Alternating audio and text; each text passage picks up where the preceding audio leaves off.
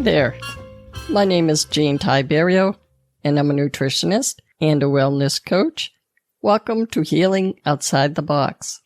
This is episode 273, and I'm calling it Garbage In, Richness Out, the 411 on composting. Happy Earth Day, people! On April 22nd, it's Earth Day once again. And as planets go, I must say, this is a good one. But I just want to say to all of those people who want to go to Mars, and you know who you are, I want to say this. I hope you all know that you may not be coming back. I'm just saying. So in terms of planets, this is the one we've got. Let's see what we can do to live on this planet for a long while to come. Okay, today's topic is garbage. Now I know what you're thinking. Gee whiz, Jean, you're being rather hard on yourself. Actually, today's topic is about garbage, and specifically, what we can do about our accumulation of garbage. I might be taking this personally, but Norway has solved their garbage problem, and they're doing this by composting. The Norwegians just compost the heck out of their garbage, and they have rich soil. So how did we let Norway get so far ahead of us in the garbage wars? So let's get out our shovels and dig in to keep up with Norway, because they're composting, and so should we. So the story is about composting and Hamilton, Massachusetts. A few of you may have heard of a town called Hamilton, Massachusetts. It was the boyhood home of General George Patton. He was the crazy general from World War II who slapped a soldier and told him to snap out of it. Apparently, Patton didn't get the memo that war was hell. Hamilton, Massachusetts is also the home of the Myopia Hunt Club and many of our blue bloods. You can still attend polo matches on Sunday afternoons in the summer there.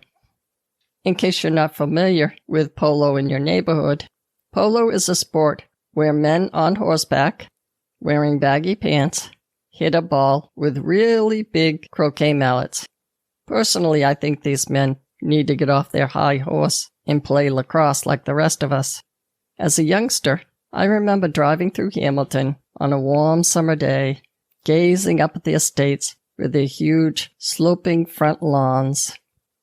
On the sloping front lawn, there may be stuffed deer, or in one case, a black lawn jockey.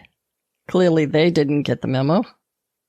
There may be a pair of horses lazily munching in the pasture, in ample woodland space in the back to keep the neighbors from spying. In the good old days, when it was cool to be the richest 1%, I imagine how nice it would be to live in such a picturesque place. I could almost smell the aroma of mint juleps wafting through the open window of my car as we drove by. Perhaps a good-looking couple, let's call them Scooter and Daisy, were preparing for their garden party, where they would serve crustless cucumber sandwiches and wear their tennis cardigans around their backs. Ah, this was paradise. More recently, as I drove through Hamilton, it wouldn't be mint juleps wafting through the open window. This is because Hamilton has just instituted a mandatory curbside composting law. You heard me, mandatory composting. The green composting collection bins should be placed next to the regular trash bins. If there was no composting bins, the trash collector will not collect the trash. These people, the richest 1%, get their own free composting bin, which they fill with their garbage, then reap the benefits. Well, eventually, because they get to keep the rich soil as it is returned to them when it has been composted. Then they grow whatever they grow in their 1% backyards. Now, I was upset because here in Salem, 2 towns over, we do not get our own free composting bins. I Googled free composting in Massachusetts and discovered that only Cambridge, the home of Harvard, MIT, and a bunch of other groovy, crunchy granola schools has free composting. So I went online to get one of these composting bins for myself here in the city of Salem. This is what I discovered in the year 2022. On the Salem website, there is a picture of a beautiful green composting bin for only $25. I thought that this was a bit too much money to spend on a garbage pail, but it would surely come assembled and also come with working worms. Real salt-of-the-earth worms. But that was not the case. They showed a round plastic bin with an open bottom and 4 legs that get punched into the ground. This allows the worms to come up from the ground and feast on the garbage. There are holes on the sides for aeration and a screw top. There's a door at the bottom to get out the compost with a small shovel. With this composting method, you may want to add lots of leaves or sticks and keep the slots open for plenty of moisture. Here's the problem with this. When you read through the pamphlet of instructions, it does require some work. The cheaper ones will need someone to stir around the waste, and it will not be something you can easily hand over to your teenager. The smell alone will be a deal breaker. I had one of these bins that I screwed into the ground, and we never really ended up storing the brew. You can always get the really expensive composting bins that are easy to turn with some kind of a handle, but the keywords there are really expensive, and that might be a deal breaker for some. These are enclosed bins that spin in place. They're called compost tumblers. I'll give you a link in the show notes if you'd like to look at one. The advantages are that you can use them year-round.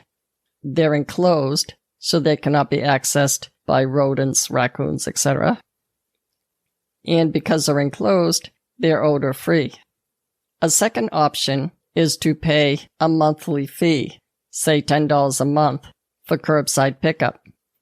I checked out this option in Salem, my hometown, and got directed to a private business called Black Earth. It's a subscription service for $10 a month.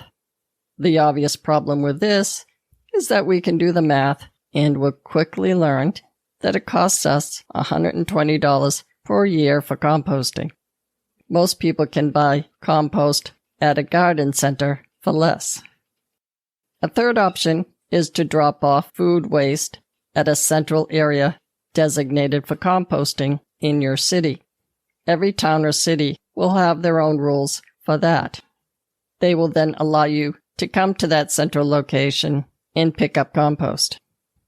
This would work for people who don't mind storing their food waste in a closed container somewhere in their kitchen, and then going to the drop-off place about once a week.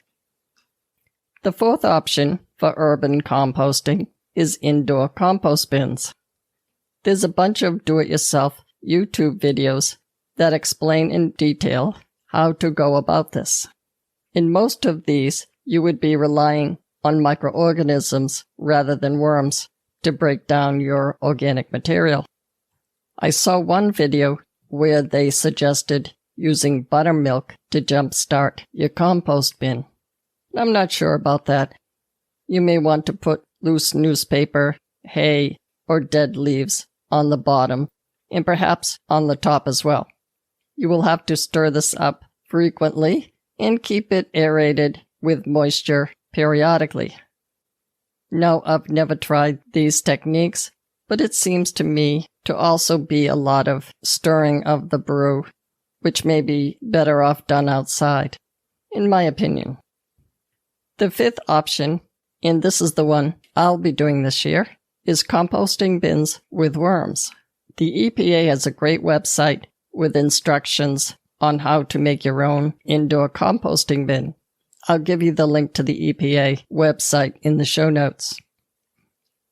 This, to me, would be the thing to do if you want to involve your kids. It may be labor-intensive as well, but I'm behind anything that encourages worms to do their part. Now, all of this is to say that if composting were to be promoted as a community-wide group effort and made easier for us, then we all might join in on the action. So why all this composting, you ask? Well, for two reasons. The first, and most obvious reason, is to get rid of our garbage. We Americans, and the other 7 billion people on Earth, produce a lot of garbage. It's not looking like we can send it into space because of that whole lack of gravity business. The rotting produce in landfills can actually worsen the CO2 situation in our atmosphere, and that's because the microorganisms that are exposed to air in the rotting fields produce lots of CO2. It is technically better to break down the organics with worms. Worms produce beneficial vitamins and flavor compounds in the soil, which the plants then take up. The second reason to compost is because we need a healthy fertilizer. Horse manure is not plentiful enough since, I'm guessing, the end of the horse and buggy days. Cattle manure at this point would probably glow in the dark, and chemical fertilizer made from liquid anhydrous ammonia has simply got to go. I may get back to that fertilizer in part 2, but first, let's finish with the composting. As I'm sure you already know, composting is a natural way to add nutrients back to our depleted soil. In terms of elements, we're probably talking about carbon and nitrogen mostly, but worms also break down organics into many beneficial compounds, including the vitamins, as I've mentioned. Ideally, the compost should end up being more carbon than nitrogen. Most experts would recommend about 2/3 of it being brown materials. These are your dead leaves, straw, branches, etc. Having said that, I'm not sure that the percentages are going to matter all that much if we're talking about you in your backyard. Now, your green materials are your table scraps. These are your nitrogen-rich compounds. These include your fruits and vegetables, starches, eggshells, and coffee or tea grounds. Now, the experts suggest that you do not compost meat, bones, or diseased plants. Unfortunately, unless you buy organic, your banana peels and orange rinds will contain some pesticide residue, and you may not want to include them if you want an organic edible garden. And as I'm sure you seasoned gardeners already know, the final product should be considered an additive to your soil mixture, not the only piece of the soil puzzle. Check with your local plant store people for advice on what to pick up to keep your garden in good shape. In a perfect world, we should all participate in the richness of great soil, not just the 1%ers and the crunchy granola people. As I mentioned before, we need to compost for 2 reasons. With over 7 billion people on Earth and only 3 or 4 people going to Mars, we need an effective and healthy way to manage our garbage. The second reason, to produce large volumes of safe organic fertilizer, is what I'd like to discuss in more detail. But alas, I will have to do that in part 2 of Garbage In, Richness Out. Until then, be well and stay tuned next week for another episode of Healing Outside the Box.